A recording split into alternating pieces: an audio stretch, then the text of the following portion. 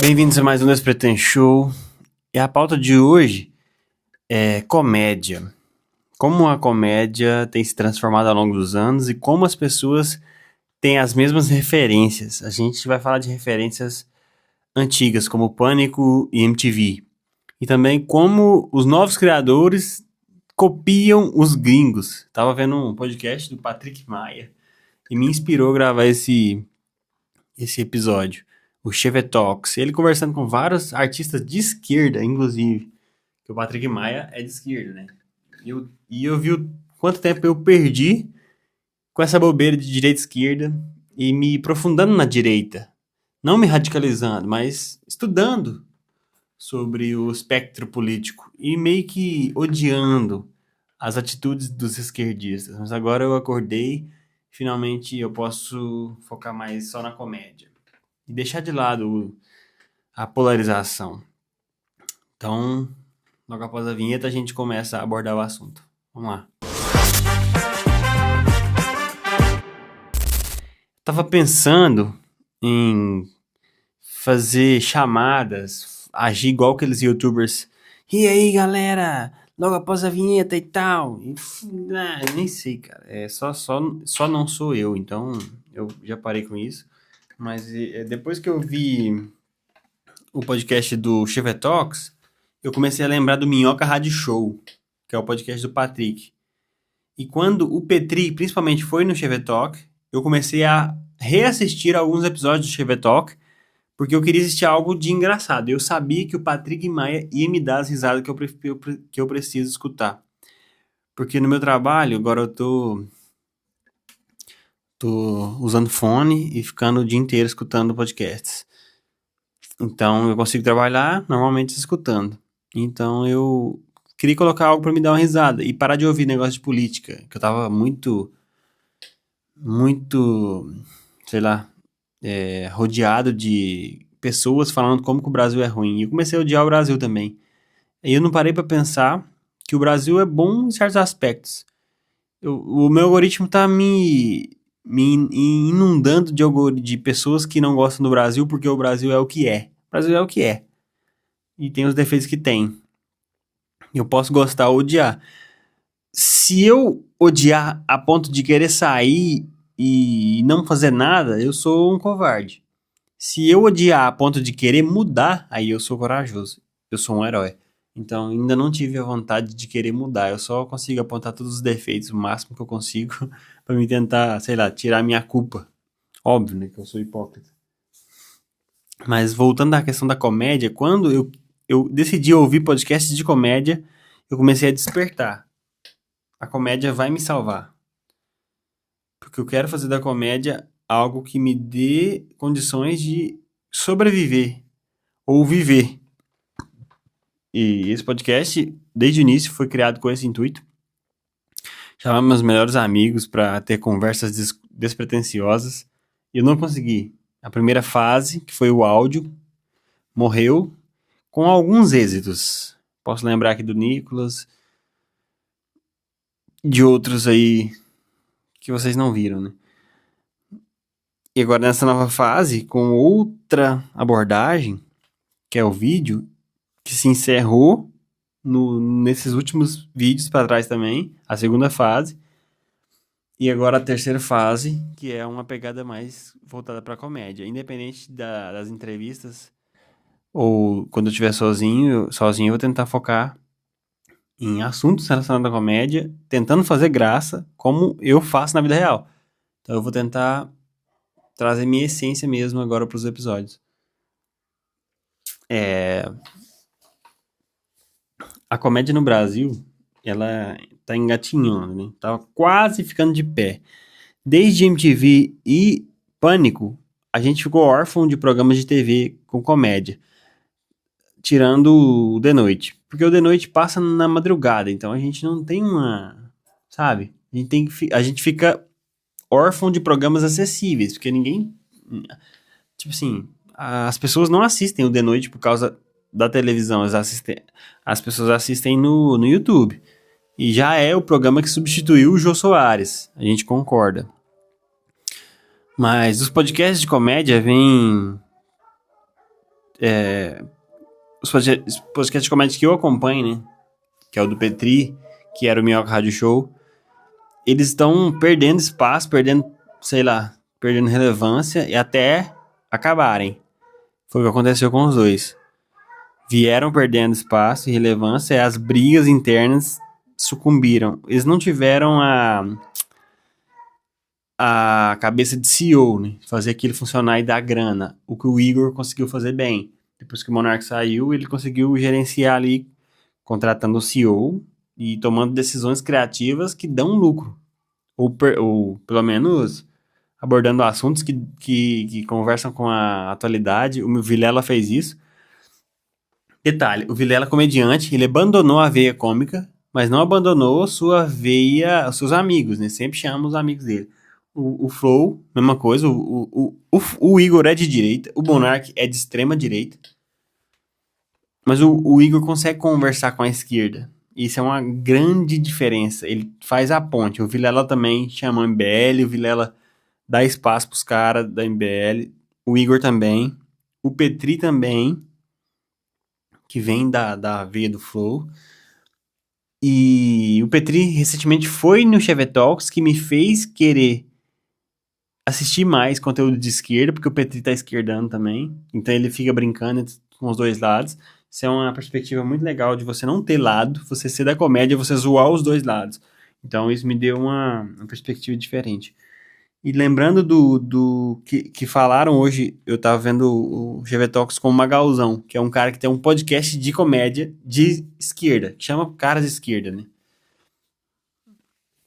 Chama Chico Moedas, chamou o Patrick, chama uns carinha aí.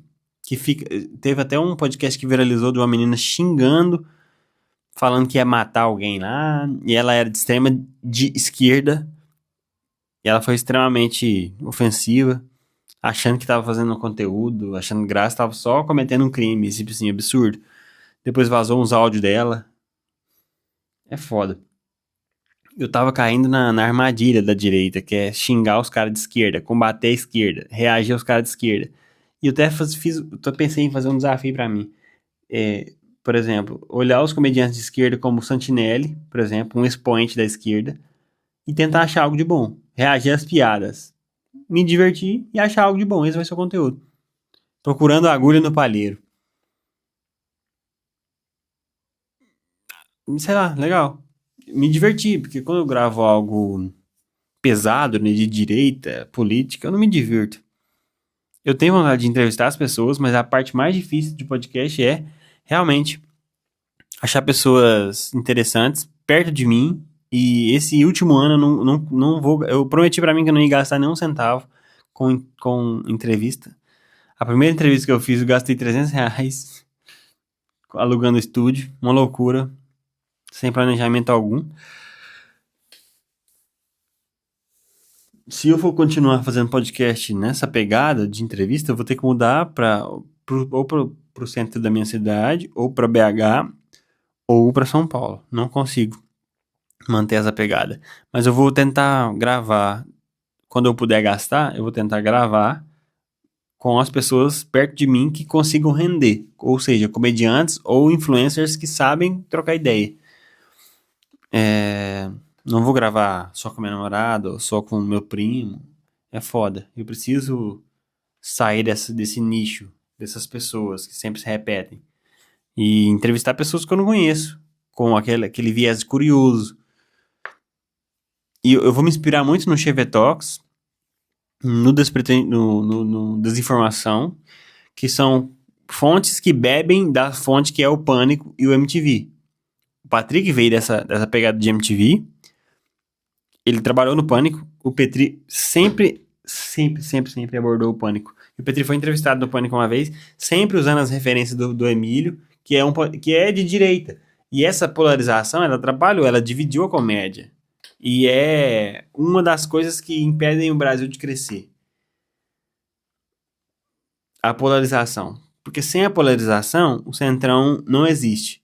Sem a polarização, a gente não se distrai enquanto eles roubam. e o roubo foi institucionalizado. Porque a gente tá muito disperso discutindo banheiro trans, enquanto os problemas sérios não são tratados.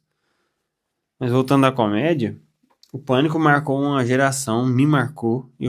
Cara, Poderoso Castiga. Só pra citar alguns personagens, né? O boneco Josias, o Master Trash, o Vesgo, o Beto Salada, o Marcelo Rezende. Tipo, são personagens do Carioca, do Edu Stablish, do Bola, de todo o elenco, que, sei lá, inspiraram outra geração de podcasts de comédia. O Magalzão tava falando do Pânico, que ele fez teste de elenco, sem também fazendo a menção ao Porta dos Fundos, que ainda existe, né? Não acabou. Mas o Pânico migrou da rádio para a internet, o Danilo Gentili migrou da TV para a internet e faz sucesso até hoje, os dois programas. Eu quero buscar essas referências para mim fazer meu conteúdo. Falar sobre elas e, sei lá, expor para vocês julgarem também, comentarem e a gente criar esse universo para unir a comédia e não separar mais. Eu não quero fazer conteúdo xingando a esquerda. Ou seja, pegando a prisão do Santinelli e xingando o Santinelli porque ele é intolerante religioso. Se você olhar aquele lance do Santinelli, para quem não viu, o Santinelli foi preso por um vereador que estava falando que ele é o anticristo. Ele representa tudo de errado, de ruim, ele é a esquerda maligna. E o vereador não fez uma proposta. Ele não foi eleito com propostas. Ele está ganhando fãs criticando o Santinelli. Ele não viu o show do Santinelli. Eu também não vi. Por que eu vou falar que ele é ruim? As primeiras piadas dele, as aparições nos podcasts que eu vi de Santinelli, ele era mais um comediante na época. Aí ele se esquerdou muito radicalmente, porque ele defende o comunismo. Beleza, se identifica com o comunismo, não tem nada de errado. A pessoa se identifica com o comunismo. Aí, depois, por exemplo, o Petri, mas o Thiago Carvalho do Desinformação, começou a odiar a esquerda, assim como o Cássio Zogro. O Cássio Zogro foi lá no show do Santinelli, se vestiu de Superman. Aí começou a bater na esquerda. Aí tem até a Carol Delgado, que é de esquerda. Cara, ela faz cada conteúdo no Instagram que é vergonhoso, não tem piada, só criticando o homem alfa, o homem hétero. É meio que o homem hétero é de direita e o esquerdomacho é de esquerda. Tipo Chico Moedas, esses caras. E vira uma briga que ninguém ganha. A internet não ganha, porque a gente não discute coisas da internet que atrapalham a nossa vida. Sei lá, distrações e brain rot e, sei lá, consumo excessivo, crianças menor de idade na internet. Aí surgiu a lei do Felca lá.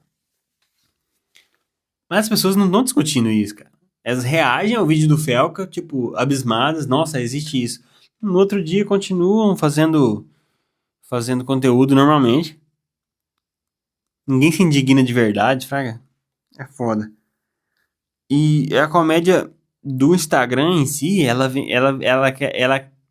é muito estigmatizada, parece. E ela vem muito da cópia do que bomba na gringa. Poucas pessoas são originais. Eu tava vendo Crônicas de Jorge no Chevette Talks e fiquei curioso, pesquisei o podcast dele, o monólogo dele, o monocast, sei lá. O que eu faço aqui? Muito interessante, que é um cara que tem muita didática. Ele fala muito bem. Toda vez que eu me vejo falando, eu acho que eu falo muito mal. E eu não me identifico com a minha própria voz. Eu tenho que falar até esquecer disso.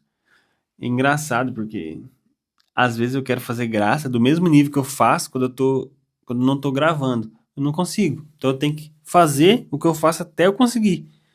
Pode ser que eu não consiga tão cedo. Será que demore 15 anos? Pode ser. Aí o que vai determinar se eu vou ser bem sucedido ou não é a insistência e permanecer os 15 anos no ar. Seja aqui, seja em qualquer lugar.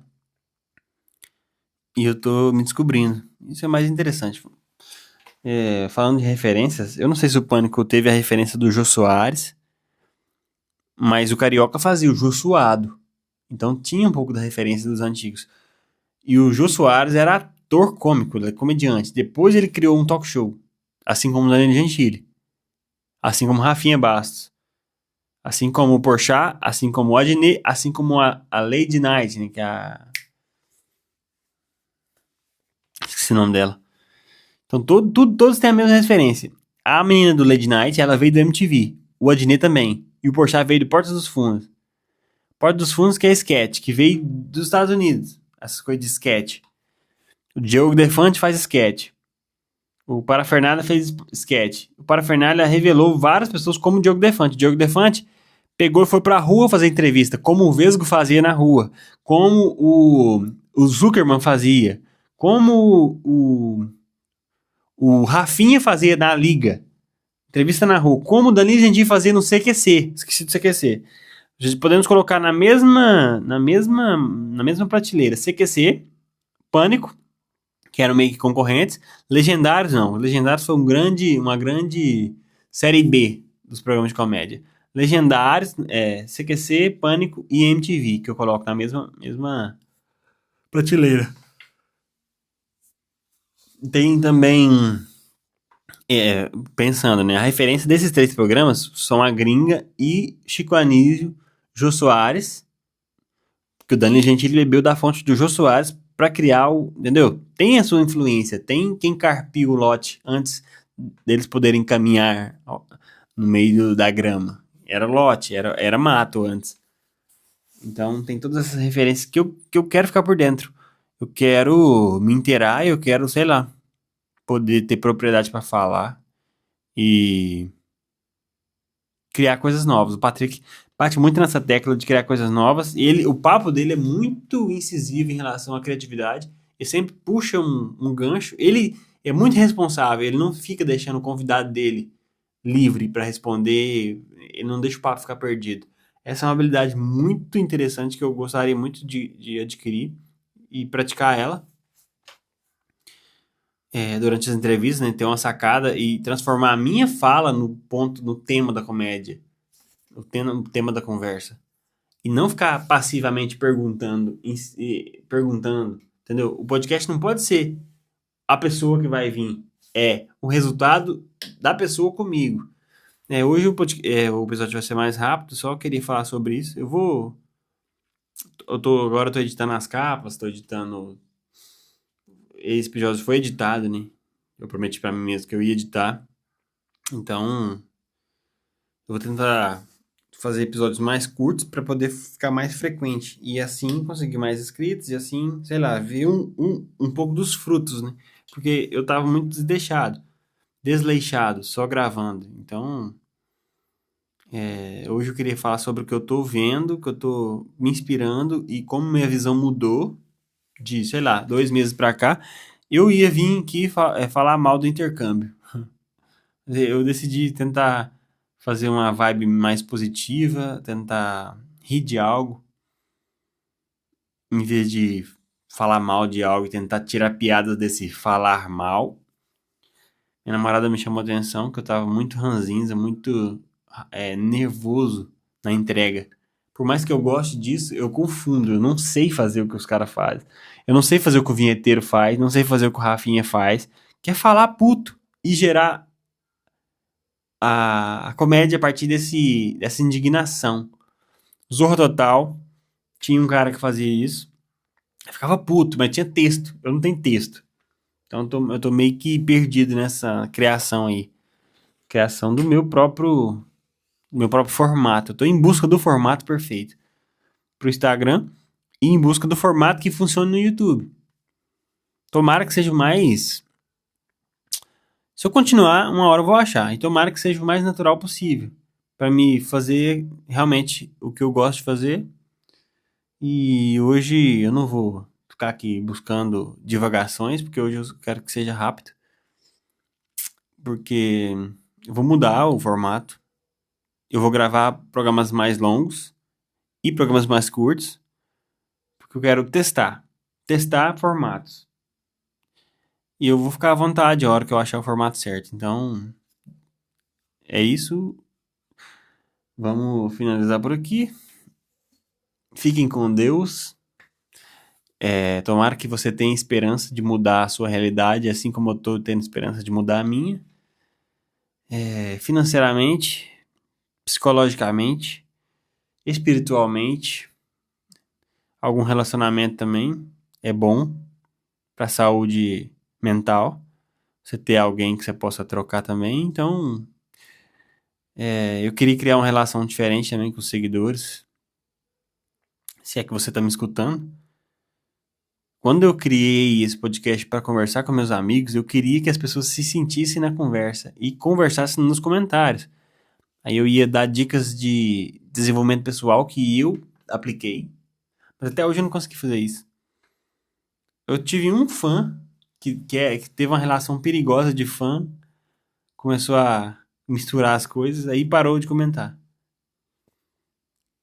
E eu tive um gostinho do que é ser o influencer. Eu até falei para essa pessoa, cara, não me tenha como o cara, me tenha como alguém que tem mais coragem do que você,